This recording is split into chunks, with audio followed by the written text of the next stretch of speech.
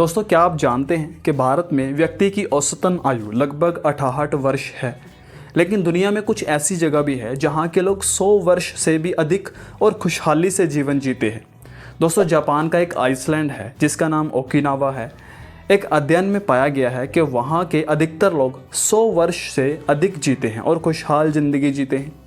आखिर उनका लंबी और खुशहाल ज़िंदगी जीने के पीछे का रहस्य क्या है, किस तरह की वो जीवन शैली अपनाते हैं, ये हम जानेंगे इस किताब इकिगाई में।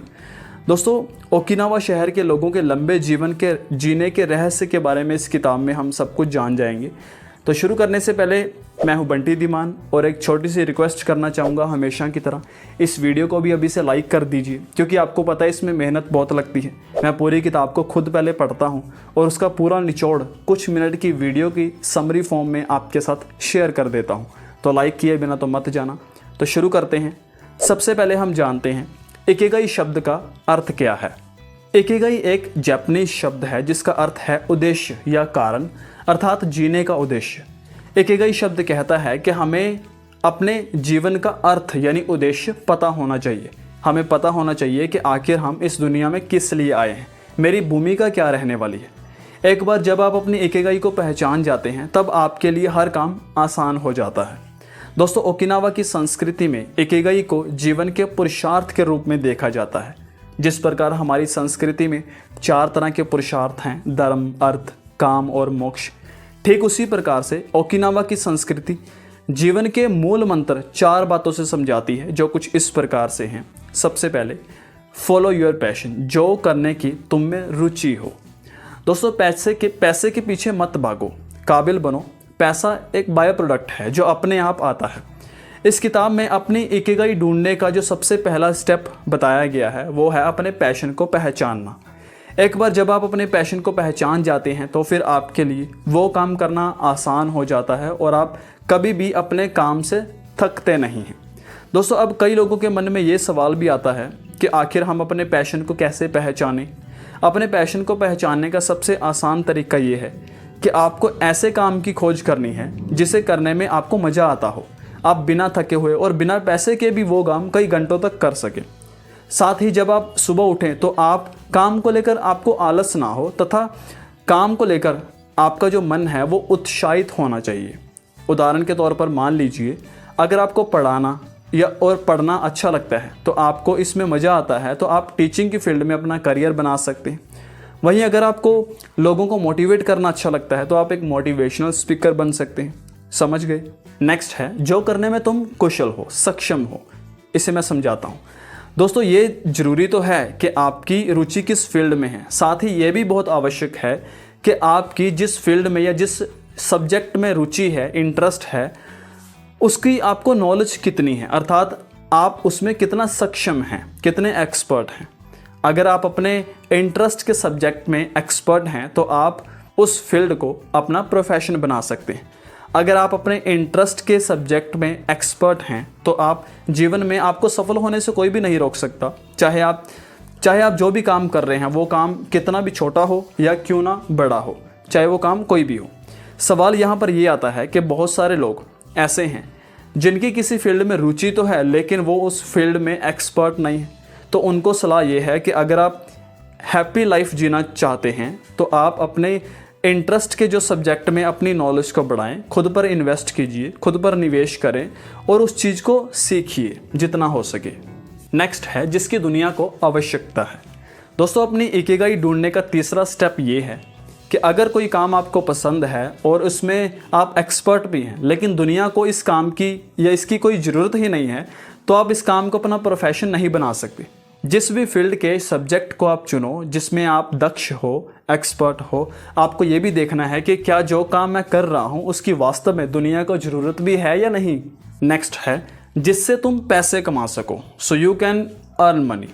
दोस्तों, अब चौथे स्टेप में आपको ये देखना है कि जिस भी काम को आप कर रहे हैं, जिस भी काम का आपने चयन किया है, उससे पैसे कमाए जा सकते हैं या नहीं।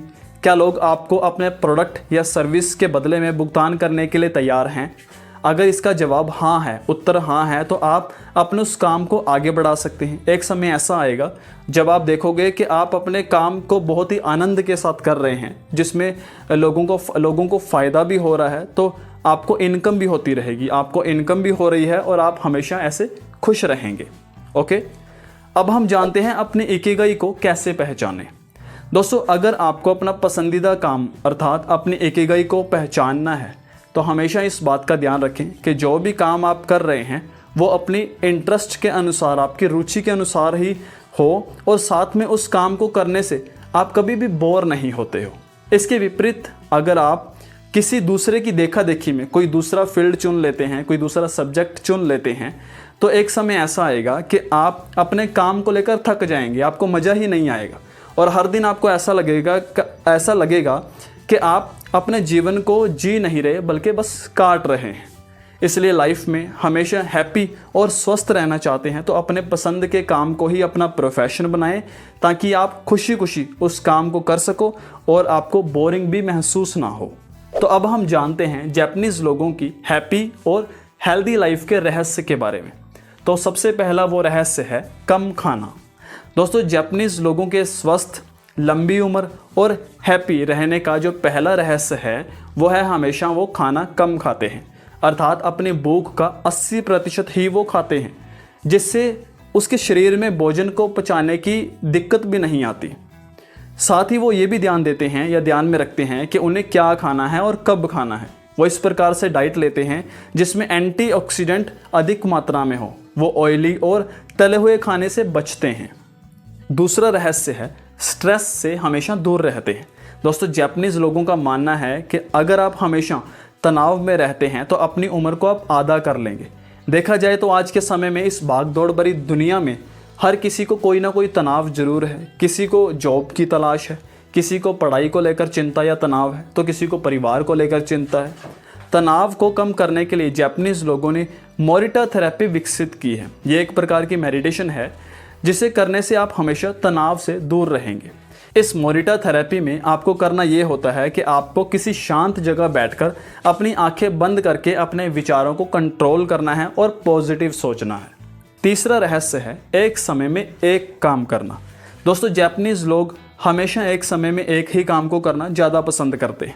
उनका मानना है कि अगर हम अपनी पूरी एनर्जी एक समय में एक ही काम पर लगाते हैं तो इससे हमारा फोकस कई गुना बढ़ जाता है। किसी काम में फोकस बढ़ने से वो काम जल्दी और आसान हो जाता है। अगर वही हम एक समय में एक से अधिक काम करते हैं तो किसी भी काम में हमारा फोकस नहीं रहेगा, जिससे किसी भी काम का समय पर और सही होना कभी भी नहीं हो पाएगा। इसलिए हमेशा कोशिश ये कीजिए कि एक समय में एक ही काम को प्राथमिकता दें। चौथा रहस्य है हमेशा चलते फिरते रहना। दोस्तों, जापानीज़ लोगों की खुशहाल ज़िंदगी का राज ये भी है कि वो हमेशा एक्सरसाइज करते हैं। एक्सरसाइज करने का मतलब ये नहीं है कि इसके लिए आपको जिम में जाने की ज़रूरत है। आप सुबह शाम अपने घर में या अपने ऑफिस में भी ऐसा कर सकते हैं। जापानीज़ लोग ऑफिस में एक साथ कई घंटों तक बैठकर काम नहीं करते। इसके लिए वो बीच बीच में थोड़ा सा टहलते हैं, जिससे उन्हें मोटापा भी नहीं होता। मैं थोड़ा सा आपको जापानीज़ लोगों की डाइट के बारे में बताता हूँ। जैसे कि सब्जियाँ 58 से 60%, फॉर एग्ज़ाम्पल शकरकंद, संतरा और जामुन, सी वेजिटेबल्स अर्थात समुद्री सब्जियाँ, कल्प अर्थात समुद्री घास की राख, बांस की शाखाएँ, लाल होती मूलियाँ, करेले, पत्ता गोभी, गाजर, चाइनीज़ ओकरा यानी भिंडी, कद्दू और हरा पपीता। अनाज लगभग 33% वो खाते हैं, जैसे बाजरा, गेहूँ, चावल और नूडल्स। सोया फूड्स की बात करें तो 5%, टोफू यानी सोया दूध का पनीर, मिसो यानी रखा हुआ सोयाबीन से बना हुआ नाटो और जोड़ा मामे अर्थात कच्चा सोयाबीन। मीट और सी फूड की अगर बात करें तो 1 से 2%, मुख्य रूप से सफ़ेद फिश, सी फूड और कभी कभी पार्क। अन्य वस्तुएं लगभग 1%, अल्कोहल, चाय, काली मिर्च, मसाला और फिश का सूप। थोड़ी और खुराक में चमेली की सुगंध वाली ग्रीन टी, जिसे खुराक के साथ लिया जा सकता है। तो जापानीज़ डाइट के फ़ायदे क्या हैं वो भी थोड़ा समझ लेते हैं। लंबा जीवन। दोस्तों जापानीज़ लोगों की डाइट का सबसे अच्छा यानी दिखाई देने वाला असर आयु पर पड़ता है। जापान के ओकिनावा शहर में दुनिया के सबसे बड़े शतायु अर्थात 100 वर्ष जीने वाले लोग रहते हैं। लंबी बीमारियों से राहत, ओकिनावा के लोग लंबा जीवन जीते हैं। इतना ही नहीं, वो हृदय रोग, कैंसर या शुगर जैसी लंबी बीमारियों से भी मुक्त रहते हैं। तो दोस्तों आज के लिए मुझे लगता है इतना काफ़ी है।